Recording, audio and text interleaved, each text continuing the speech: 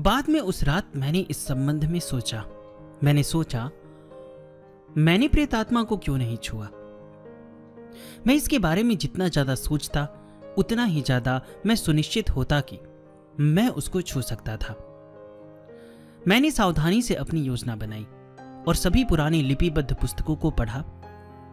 ऐसे सभी मामलों के संबंध में मैंने एक अत्यधिक विद्वान व्यक्ति से परामर्श किया जो ऊंचाई पर पहाड़ों में रहता था। उसने मुझे बहुत कुछ बताया। उसने मुझे ठीक रास्ते पर पहुंचा दिया और मैं तुम्हें वही सब बताने जा रहा हूं क्योंकि ये सीधे ही प्रेतात्मा को छूने के तथ्य पर ले जाता है। उन्होंने खुद के लिए थोड़ी सी चाय डाली और बात जारी रखने से पहले एक चुस्की ली। जीवन, जैसा मैंने तुम्हें बताया, छोटे छोटे विश्व छोटे सूर्यों के चारों तरफ घूमते हुए कणों के समूहों का बना होता है। ये गति एक पदार्थ को उत्पन्न करती है जिसे अच्छे शब्द की इच्छा के साथ हम कहेंगे विद्युत। यदि हम ध्यानपूर्वक खाते हैं तो हम अपने कंपनों की दर को बढ़ा सकते हैं। एक नाजुक खुराक जिसमें टेढ़े मेढ़े विचार ना हो किसी के स्वाद का संवर्धन करती है, किसी के कंपनों की मूल दर को बढ़ाती है। इसलिए हम प्रेतात्मा के कंपनों की दर के समीप पहुंच जाते हैं।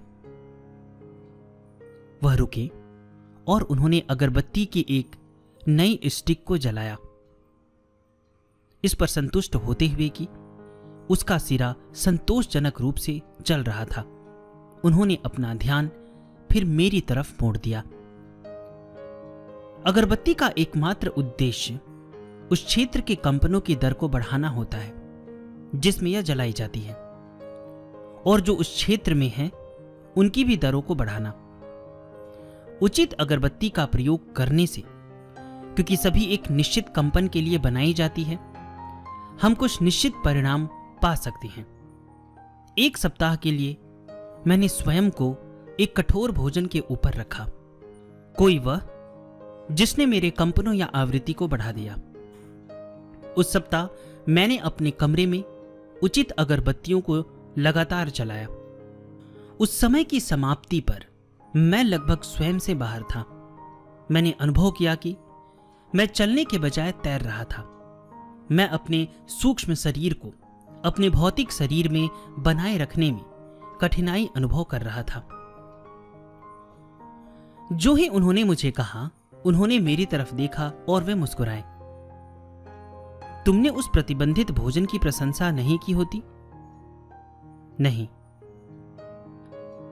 मैंने सोचा, मैं किसी अच्छी प्रेतात्मा को छूने के बजाय एक बढ़िया खाने को छूना चाहूंगा।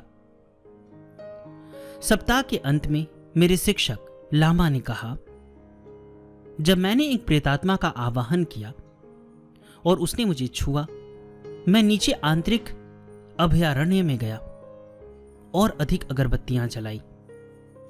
अचानक मैंने अपने कंधे के ऊपर एक मित्रतापूर्ण हाथ की गर्मी को महसूस किया। ये देखने के लिए मुड़ते हुए कि ध्यान लगाने में मुझे कौन परेशान कर रहा है, जब मैंने देखा कि मुझे एक आत्मा के द्वारा स्पर्श किया जा रहा है जो 1 साल से अधिक पहले मर चुकी थी। मैं अपनी पोशाक में से करीब करीब एकदम ऊंचा उछल पड़ा। लामा मिंग्यार डोंडूप अचानक ही रुक गए और जब उन्होंने उस अत्यधिक पुराने अनुभव पर चिंतन किया तब तेजी से हंसे। लोबसांग, अंत में वह प्रसन्नता से चीखे। बूढ़ा मृत लामा मेरे ऊपर हंसा और उसने मुझे पूछा कि मैंने ये सब परेशानी क्यों ली जबकि मुझे केवल सूक्ष्म शरीर में जाना था। मैं स्वीकार करता हूं कि मैंने ये सोचकर एक सीमा से अधिक अपमानित महसूस किया कि ऐसा एक स्पष्ट हल मुझसे फिसल गया। अब जैसा तुम अच्छी तरह जानते हो कि हम प्रेतों और प्राकृतिक लोगों से बात करने के लिए सूक्ष्म शरीर में जाते हैं। वास्तव में आपने दूरानुभूति के द्वारा बात की।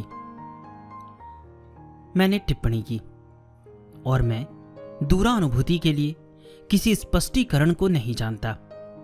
मैं इसे करता हूं, परंतु मैं इसे कैसे करता हूं? तुम बहुत कठिन प्रश्न पूछती हो लोब्सांग। मेरे शिक्षक हंसे। सरलतम चीजें स्पष्ट करने के लिहाज से सबसे कठिन होती है। मुझे बताओ, तुम श्वसन की प्रक्रिया की किस प्रकार व्याख्या करोगे? तुम इसे करते हो, हर आदमी इसे करता है, परंतु कोई भी इस प्रक्रिया को कैसे समझा सकता है? मैंने उदासतापूर्वक गर्दन हिलाई। मैं जानता था कि मैं हमेशा प्रश्न पूछता ही रहता था, परंतु और अधिक जानने का मात्र यही एक तरीका था। दूसरे शिष्यों में से अधिकांश को कोई रुचि नहीं थी। जब तक कि उन्हें अपना खाना मिलता रहे और काम करने को बहुत अधिक न हो, वे संतोष से रहते थे। मैं और अधिक चाहता था। मैं जानना चाहता था। मस्तिष्क, लामा ने कहा, एक रेडियो सेट की तरह है। एक युक्ति जिसे वह आदमी मार्कोनी समुद्र के आर पार संदेश भेजने के लिए उपयोग में ला रहा है। कणों और विद्युत आवेशों के एकत्रीकरण जो एक मानव प्राणी को बनाते हैं के पास भी विद्युतीय या रेडियो जैसी एक युक्ति मस्तिष्क है, जो इसे बताती है कि इसे क्या करना है। जब कोई व्यक्ति अपनी भुजा को चलाने की सोचता है, विद्युत धाराएं वांछित क्रिया के लिए मांसपेशियों में हलचल उत्पन्न करने के लिए समुचित नाड़ियों में होकर दौड़ती है। उसी तरह से जब कोई व्यक्ति सोचता है, रेडियो या विद्युतीय तरंगे वास्तव में वे रेडियो वर्ण क्रम के उच्च भागों में से आती है, मस्तिष्क के द्वारा विकिरणित की जाती है। कुछ उपकरण इन विकिरणों को पहचान सकते हैं और उनको कागज पर लिख भी सकते हैं, जिसे पश्चिमी डॉक्टर अल्फा, बीटा, डेल्टा और गामा लाइनें कहते हैं। मैंने धीमे से हामी भरी। मैं ऐसी चीजों को चिकित्सकीय लामाओं से पहले ही सुन चुका था। अब मेरे शिक्षक ने कहना जारी रखा, संवेदनशील मनुष्य इन विकिरणों को भी पहचान सकते हैं और उन्हें समझ सकते हैं। मैं तुम्हारे विचारों को पढ़ता हूं और यदि तुम प्रयास करो, तुम भी मेरे विचार पढ़ सकते हो। दो लोग जितने अधिक घनिष्ठ एक दूसरे के साथ सामंजस्य में होते हैं, उनके लिए एक दूसरे के मस्तिष्क के विकिरणों को, जो विचार भी है, पढ़ना आसान होता है। इस प्रकार हमें दूरानुभूति होती है। जुड़वा बच्चे अक्सर एक दूसरे के प्रति पूरी तरह से दूरानुभूति वाले होते हैं।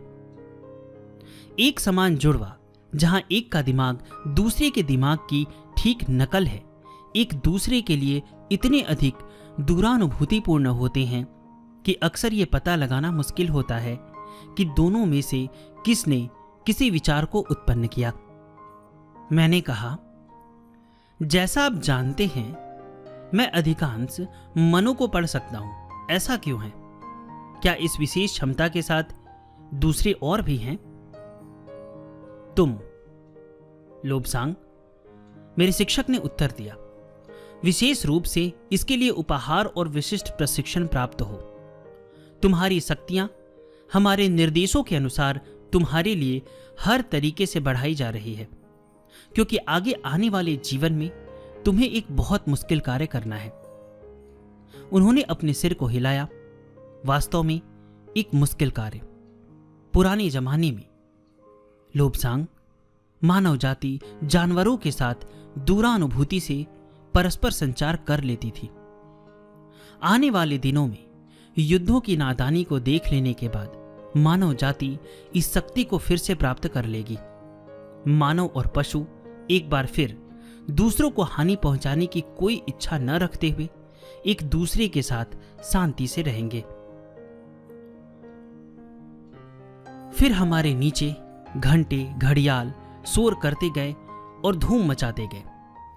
तुरोहियों के बजने की आवाजें आई और लामा मिंग्या डोंडोप ये कहते हुए अपने पैरों पर उछल पड़े, हमें जल्दी करनी चाहिए लोब्सांग, मंदिर की प्रार्थना सेवा शुरू होने ही वाली है और पवित्रतम स्वयं वहां होंगे। अब मैं हड़बड़ाकर अपने पैरों पर खड़ा हुआ, अपनी पोशाक को पुनः व्यवस्थित किया और गलियारे में काफी नीचे और लगभग दृष्टि के बाहर अपने शिक्षक के पीछे दौड़ा। आपने यहाँ पे जो कांटेक्ट करने की बात आपने सुना, अगर आपने गुप्त भारत की खोज पुस्तक पढ़ा है या मेरी आवाज में सुना होगा तो वहां पे अड्यार नदी का सन्यासी पॉल ब्रंटन, जो इंग्लैंड में रहते थे, वो जब भारत आए थे सिद्ध संतों की खोज में, तो वो मिले थे अड्यार नदी के सन्यासी से। तो उन्होंने उनको एक मैप दिया था जो तिब्बती भाषा में लिखा हुआ है, और उन्होंने बताया था कि अगर इसके बीच में तुम अपने गुरु जी की तस्वीर को लगा दोगे और तुम उन पे कुछ देर के लिए ध्यान लगाओगे, अपने मन में अगर कोई प्रश्न है या फिर तुम उनसे बातें करना चाहते हो, तो उस बात को मन में रखते हुए अगर तुम उस तस्वीर पे जो बीच में लगी हुई है, उस मैप के बीच में, वहाँ पे ध्यान केंद्रित करोगे, तो अगर 500 मील तक के अंदर तुम्हारे गुरुजी कहीं भी हैं तो तुम्हारा उनसे कांटेक्ट हो जाएगा। तो अगर आपने नहीं सुना है तो मैं डिस्क्रिप्शन में लिंक दे दूंगा गुप्त भारत की खोज पुस्तक का, आप उसे पढ़ सकते हैं। और मैंने वो मैप अच्छे से बनाया है, और अगर आप वो मैप चाहते हैं, देखिए मैंने इसे प्रयोग नहीं किया है और पता नहीं किसी ने किया है या नहीं किया है, लेकिन उस पुस्तक में वो मैप दिया गया है। शायद कुछ लोग कह रहे थे कि पुस्तक ये बहुत पुरानी है मेरे पास, कुछ लोग ये भी कह रहे थे कि अभी शायद ये इस पुस्तक में वो मैप नहीं दिया गया है, तो मुझे पता नहीं, अभी मैंने नहीं देखा है। लेकिन उस मैप को मैंने अच्छे से बनाया है। अगर आप उस मैप का फ़ोटो प्राप्त करना चाहते हैं तो आप मुझे व्हाट्सएप कर सकते हैं। डिस्क्रिप्शन में हमारा व्हाट्सएप का नंबर दिया गया है। और अगर आप भारत से बाहर रहते हैं तो आप नीचे देख सकते हैं स्प्रिंग नाम के वेबसाइट में, वहाँ पे भी मैंने वो लगा दिया है, आप वहाँ से उसे प्राप्त कर सकते हैं। डिस्क्रिप्शन में दोनों का लिंक दिया गया है। पुनर्जन्म की घटनाओं से संबंधित एक हमारा ग्रुप भी अभी चल रहा है जिस पे करीबन 80 ऑडियो आ चुके हैं। अगर आप चाहें तो उस ग्रुप को भी ज्वाइन कर सकते हैं। उस ग्रुप को ज्वाइन करने की एक छोटी सी पारिश्रमिक है जिसके बारे में डिस्क्रिप्शन में दिया गया है, आप हमें व्हाट्सएप कर सकते हैं। अगर आप अभी उसे ज्वाइन करते हैं तो पहले के जितने ऑडियो हैं, लगभग 80 ऑडियोज़ हैं, और मुझे लगता है ये 20 घंटा से ज़्यादा का होगा, तो आपको उस ग्रुप में जोड़ दिया जाएगा। हमारे साथ बने रहें, बहुत जल्द मैं इसके आगे का अध्याय लेकर आऊँगा। धन्यवाद।